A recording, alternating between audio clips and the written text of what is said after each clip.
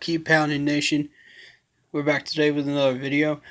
Before I talk about the injuries, I want to talk about the top 10 rankings put out by SportsCenter today.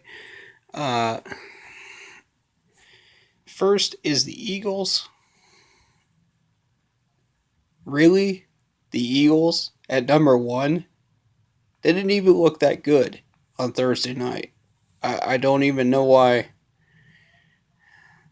Okay, let's continue. The Patriots, I'll let you have.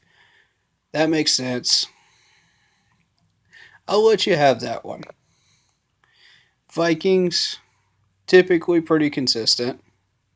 Rams looks okay. Uh, Jaguars looked like trash. Uh, I've seen them look better, but I've definitely seen them look a lot worse. But I would definitely not put them at number five. All right, the Chiefs. The Chiefs look good. Chiefs look good. I'll give you that one. Uh, Packers. Yeah, I'll definitely give you that one. That was a solid comeback by Aaron Rodgers. Of course, if his line had held up, he should never have had to dig his way out of the hole to begin with. Um, but the Packers' defense looks a little weak, as they typically do. So let's move on. Steelers at number 8. This is where it starts to get wacky. Steelers at number 8. They just tied with the Browns. How are they number 8? How? Can someone please explain this one to me because I'm lost.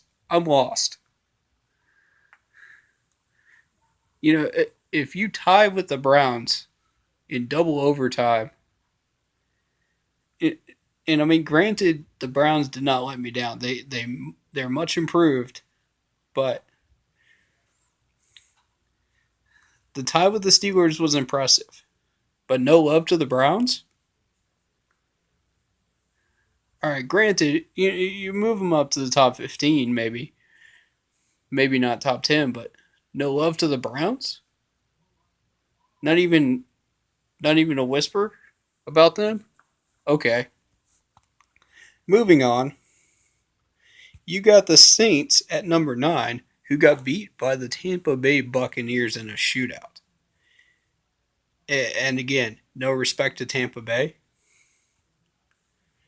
How many times have they actually won in a shootout in a division game in the past 15 years? Name one game where they've actually managed to do it without Winston. You can't. You can't. So, yeah, Saints, and there's a lot of weakness on that defense because Tampa went ham on that defense. Let's be honest. They looked like Swiss cheese after that game. I mean, you look at the stats and numbers after that game. Come on, man. You can look them up yourselves. Disgusting. That actually helps us in a lot of ways, but the problem is we don't play them until December. So they'll likely get that defense fixed by then. Uh, I'm thinking we'll find ways to exploit them, though. We got plenty of time to scout them.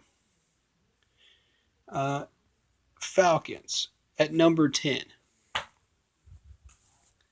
The Falcons lost in the first game of the year. The offensive line looked weak. It seemed like Julio Jones was the only wide receiver on their team on Thursday night. Are you kidding me? They slipped past us in the rankings board. What is this? What a joke. And here we are at number 11. Panthers are at number 11. Both our division opponents that lost in week 1 are above us in the rankings, and we beat Dallas. ESPN people, are you smoking crack? Because whatever you're smoking, some of these people in this comments section would like some. I can tell you that much. What in the world are the rankings? And I just want to point out, you got the Browns, who haven't tied anybody since the Richard Nixon administration days. How many years ago was that? Like, it was over 30 years. Over 30 years. You've also got the Ravens, who absolutely blew out somebody. I forget what team it was, but that. How many times have you ever seen the Ravens blow out somebody in the past 5 years? Like, let's be honest. Unless they're a really weak opponent like the Titans or somebody like that. Titans, Dolphins, somebody like that. No respect to them. You've got the Buccaneers that are putting up like hella yards, huge yards against the Saints, and they don't even get any love at all.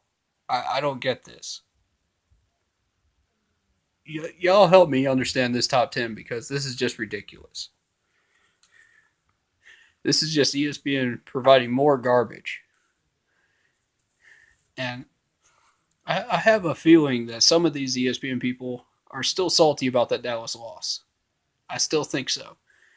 They never have liked us. They never have showed us any respect until 2015, where they were forced to. They had no choice. You can't ignore us in 15. 2015 was the year. So I mean, it's ESPN doing ESPN things, So I'm not even gonna focus on them right now because I know what this team is capable of and what we need to work on, what we're good at, you know. And one more thing before I talk about injuries, and this ties into the injuries, is I got I'm gonna get Ian Thomas for my fantasy team as a tight end. And as many of you know, you've heard the news about Greg Olson's foot today, about how he's going to be out for the year, unfortunately. And that is going to be a big loss to us, but not as big as you might think. I've been watching Ian Thomas, and, throughout camp, throughout preseason, these quarterbacks have been looking at him. They've been throwing to him. He's been catching the ball. He's been impressing the coaches. That's why he's fighting for number 2 right now in the depth chart. The only reason he doesn't have number 2 locked down is because we have a number 2 already that's already in contract negotiations. I could be wrong about that, but y'all correct me in the comments if I'm not right about that. But I believe in Ian Thomas. I believe he's going to be solid for our team, and he's going to fill in nicely. The other injury we have is Darrell Williams, again, who got carted off during the Dallas game. And y'all saw that. Y'all already know about that. I believe in Taylor Moton. I do. I believe in our depth. I think we have enough depth that we're going to handle it. The O-line looks strong in the preseason, but like I said, with Moton on the line, we won't know until we see that offensive line in action against Atlanta, how strong they really are with Moton on it. So we'll find out what works there. We've got Dante Jackson that's going to be able to shut down Julio Jones to, I want to say, a little over 100 yards. That's my guess. I mean, if he goes over that, no big deal, but we can shut a lot of these offensive plays down and make Matt Ryan look somewhere else. As long as our corners don't go down, we got a solid shot. And that is really saying something because every time we've gone into Atlanta, it has not been pretty. So the fact that I'm saying that we have a shot in Atlanta is really optimistic about our chances going forward uh, into the next 4 or 5 games. So have faith. Have faith. We still, that O line might look a little shaky. Some people might disagree with me uh, about what I'm saying here. You know, I have an unpopular opinion. That's not new. But I think we got a shot. I think the chances are still 60-40 in favor of Atlanta because you know how they like to come back after a big loss like that.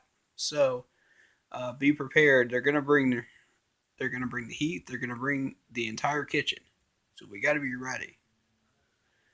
And I think if we can limit them to Julio Jones being their only wide receiver that gets targeted, I think we got a solid shot. Mike Adams is solid in the backfield. We got this.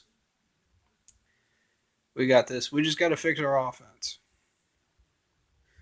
And I think part of the reason that our offense was struggling was because of a strong Dallas pass rush. Because if you notice, they blitzed about 60% of the time. Maybe 65 is pushing it. But they really brought the house on our O line because they knew it was our weakness. So they knew exactly how to attack it. You know, they're going to shut down most of the screens. They're going to shut down a lot of these good plays because they've got good corners. But we were able to get some passes over the middle because of their injury linebackers or their poor linebacking skills, rather. Um, but we got it done. We got it done. We got the W. We just got to keep it rolling. I believe. I believe in Ian Thomas. I believe in Taylor Moton. I believe in this team. And I believe if we keep fighting, we have a solid shot at 10 to 11 wins. That being said, have a great day. Everybody that's watching, thank you very much. Please like, sub, and hit that bell so you don't miss any new videos. Uh, and I will see you very, very soon. Keep pounding.